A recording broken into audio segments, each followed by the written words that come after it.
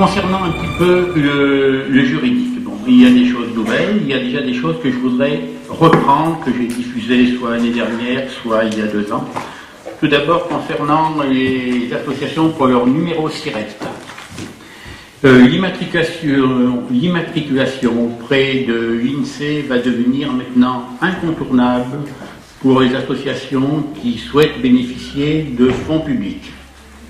Ce numéro permet d'abord de faire un état statistique du monde associatif et devient également un numéro de référence unique pour votre association. Vous savez, ou vous allez savoir, que ce numéro est obligatoire dans 3 cas de figure. Le premier cas, si vous employez dans votre association des salariés. Je ne pense pas que ce soit le cas pour notre fédération. Deuxième cas, si vous n'en employez pas des salariés, mais qu'en contrepartie, vous êtes assujetti à la TVA ou à l'impôt sur les sociétés. Je ne pense pas. Par contre, si votre association bénéficie de subventions ou souhaite en bénéficier, il faut s'attendre que ces fonds soient débloqués s'il y a un numéro SIRET. Donc c'est une chose qu'il faut penser. Par contre, si vous avez ni l'un ni l'autre de ces 3 cas de figure, là il n'est pas obligatoire d'avoir un numéro SIRET. Mais il faut y penser.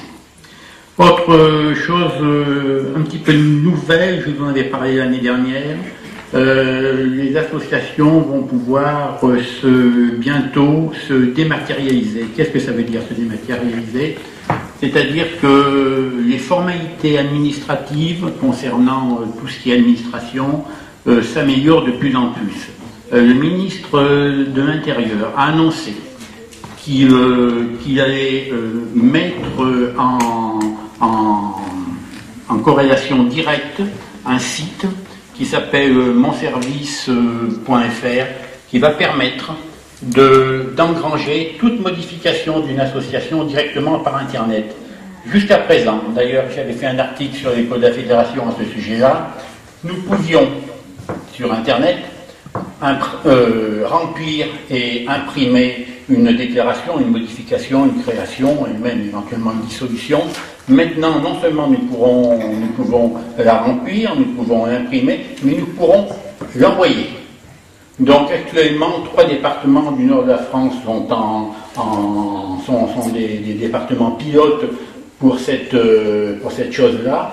Et si cet ensemble répond aux espérances, l'année prochaine, l'ensemble de la France en sera pourvu.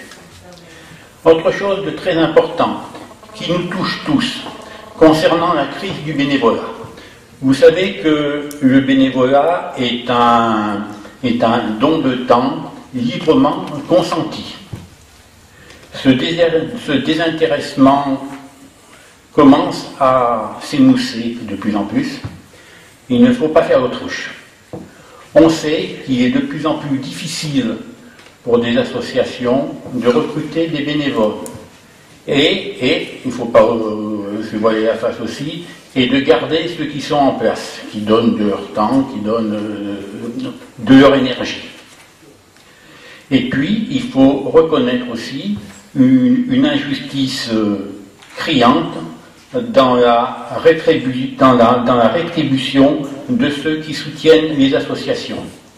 En effet, les personnes qui soutiennent les associations peuvent bénéficier d'un aménagement fiscal qui n'est pas inintéressant, à savoir, pour des associations d'intérêt général, d'une réduction d'impôt de 66%, que vous connaissez tous, ou de 75% pour les associations humanitaires. Par contre, le bénévole, lui, n'a pas beaucoup de satisfaction, si ce n'est celui de servir une juste cause.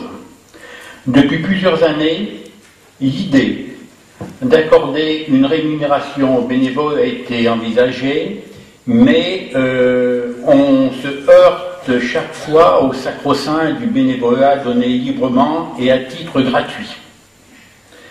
Une proposition de loi, là je vous en avais déjà parlé, mais elle se concrétise, une proposition de loi a été présentée auprès du président de l'Assemblée nationale en date du 22 juin 2011. Donc vous voyez, ce n'est pas si ancien que ça, qui propose, cette proposition de loi a été appuyée par 80 députés. Ce qui veut dire qu'avec 80 députés, dont je tiens la liste si vous souhaitez la connaître pour pouvoir appuyer un petit peu cette demande, cette proposition de loi propose de pouvoir, pour des bénévoles, dirigeants, leur faire bénéficier par tranche d'années de 5 années d'un trimestre complémentaire. Donc c'est une chose qui est loin d'être inintéressante. De toute façon, il est clair que la crise du bénévolat est telle que si rien n'est fait, dans quelques années, il faut s'attendre à un tsunami dans le monde associatif. Voici en primeur les 6 articles de ce projet de loi. Article 1er. À compter du 1er janvier 2012, c'est prochain, toute personne membre du bureau d'une association pourra bénéficier de l'attribution d'un trimestre supplémentaire par tranche de 5 années effectives de responsable assuré au sein du bureau d'une association. Article 2. L'attribution d'un trimestre supplémentaire par tranche de 5 années effectuée au sein du bureau d'une association s'applique aux associations à but non lucratif, aux associations d'intérêt général, c'est notre cas, ayant un caractère philanthropique, éducatif, scientifique, social, humanitaire, sportif, culturel ou concourant à la mise en valeur du patrimoine culturel, historique ou artistique, aux associations déclarées ou reconnues d'utilité publique. Article 3. Sont considérées comme fonctions au sein du bureau de l'association les fonctions de président, vice-président, trésorier, trésorier adjoint, secrétaire et secrétaire adjoint. Article 4. La période de 5 années effectives de responsabilité au sein du bureau d'une association s'entend comme étant le cumul des années effectuées, quand bien même ces années ne seraient pas consécutives. Très intéressant. Ce cumul s'entend également si les responsabilités ont été effectuées successivement au sein de plusieurs associations. Les responsabilités assumées simultanément au sein de plusieurs associations ne sont pas cumulables dans le calcul du nombre d'années prises en compte. Article 5. Seule la déclaration du bureau de l'association en préfecture fait foi et permet de valider l'exercice réel des fonctions. Article 6, et le dernier, les charges qui pourraient résulter pour les organismes de sécurité sociale de l'application de la présente loi sont compensées à due concurrence par la majoration des droits prévus aux articles 575 et 575A du Code général des impôts. Donc actuellement, 80 députés ont signé ce projet de loi. Je vous dis bien, il y a une forte probabilité qu'il soit signé. Tant mieux, ça risquera peut-être de sauver le monde associatif.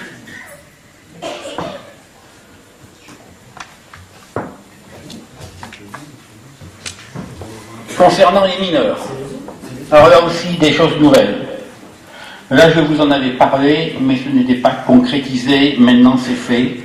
L'âge minimum pour diriger et créer une association a été officiellement porté à 16 ans, pardon. Jusqu'alors muette sur l'âge des mineurs, la loi de 1901 vient d'être modifiée. Et cela, donc, suite aux conclusions de la Conférence nationale de la vie associative, que vous avez peut-être écouté sur le libellé, la CNVA.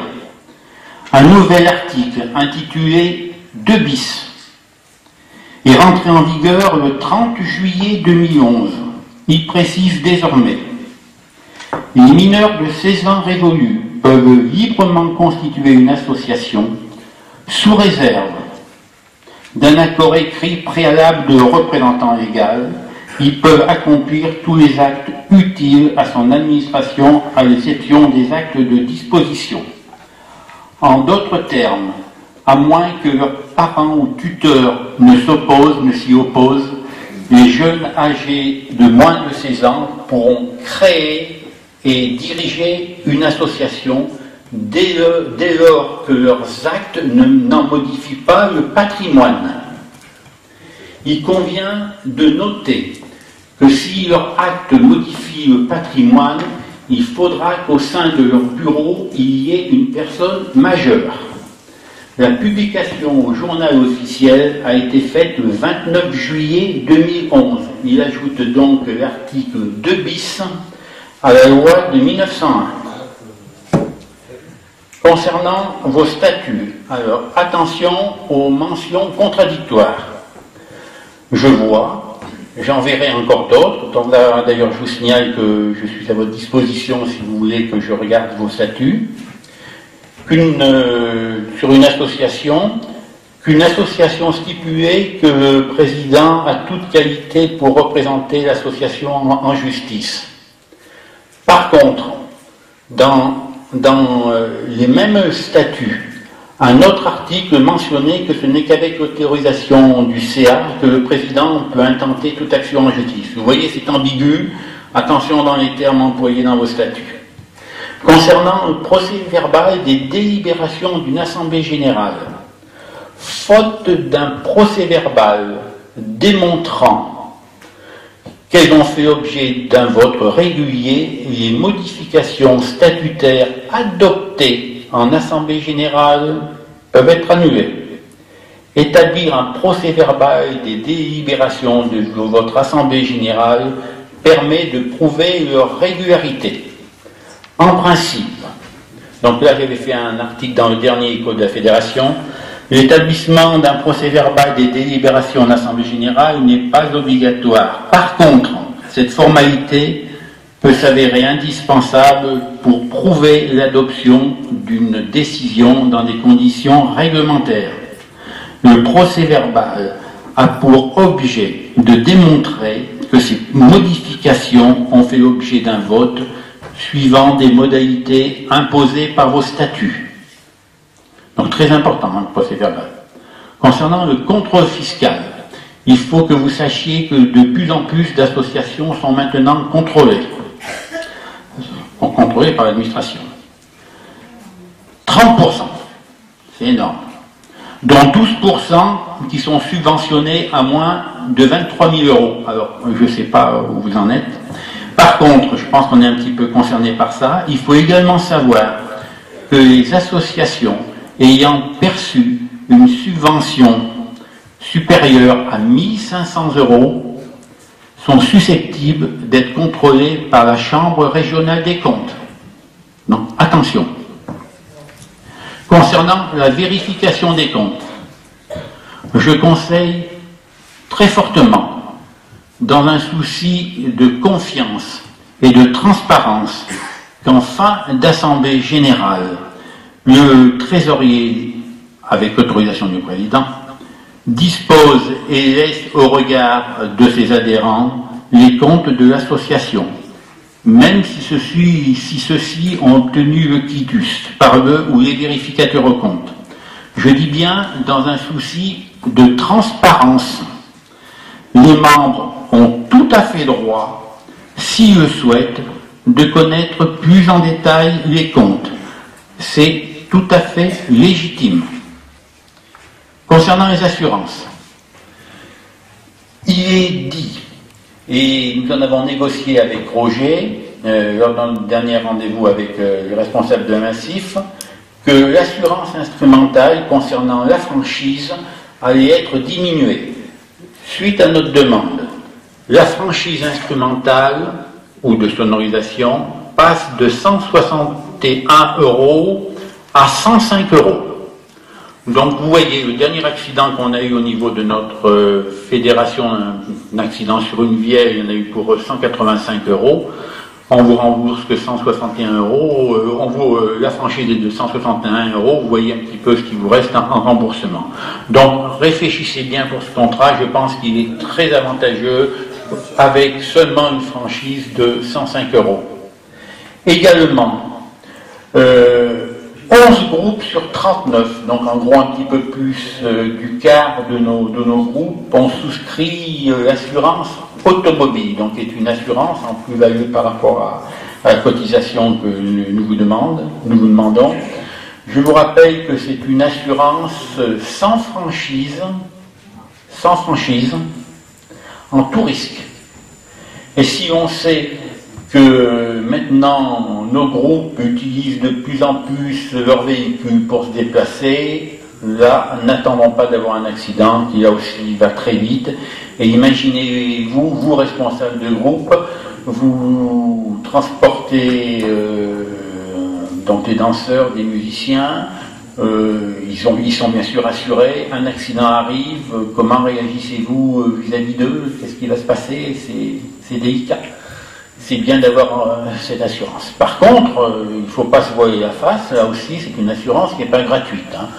Pour un groupe, pour 15 voitures, il faut compter dans les 240-250 euros. Ça représente en gros une sortie, mais pour un groupe qui tourne, je pense que c'est une chose qu'il faut faire. Et pour terminer, donc je vous rappelle que pour tout accident, je dois recevoir une copie du dossier, que ce soit aussi bien un accident concernant un instrument de musique, automobile, corporel. C'est une clause obligatoire qui nous est imposée par notre assureur massif pour le suivi et la validité de ce dossier.